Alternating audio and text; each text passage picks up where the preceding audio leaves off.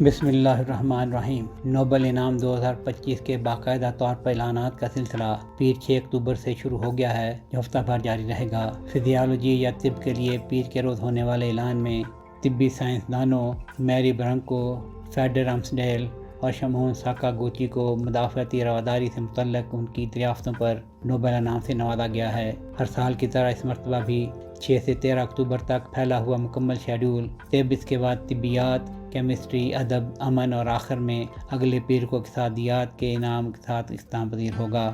Nobel انعام سب سے باوقار بین الاقوامی ایوارڈ کا ایک مجموعہ ہے، جو ایک سویڈش کیمیا دان، انجینئر اور صنعت کار الفریڈ نوبل، جو بارود کی دریافت کے لیے مشہور ہے، کی 1895 کی وصیت سے وابستہ ہے۔ پہلا نوبل انعام 1901 میں فزکس، کیمسٹری، طب، ادب اور امن کے شعبوں میں کارہائے نمایاں پر دیا گیا۔ بعد ازاں 1968 میں سویڈن کے مرکزی بینک نے الفریڈ نوبل کی یاد میں اقتصادی سائنس میں انعام قائم کیا، جس نے انعامی زمروں کو 6 تک بڑھا دیا۔ نوبل انعامات کا اعلان مختلف اداروں کی طرف سے کیا جاتا ہے: نوبل اسمبلی، کیروسلینا انسٹی ٹیوٹ طب کے لیے، Royal Swedish academy of sciences physics, chemistry اور معاشیات کے لیے، سویڈش اکیڈمی ادب کے لیے اور ناروے کی نوبل کمیٹی امن کے لیے انعام یافتگان کا انتخاب کرتے ہیں۔ ہر انعام یافتہ کو طلائی تمغہ، ایک ڈپلومہ اور نوبل فاؤنڈیشن کے ذریعے مالی اعانت فراہم کرنے والا انعام نقد ملتا ہے۔ اس سال کے انعام کی رقم $12 لاکھ امریکی ہے۔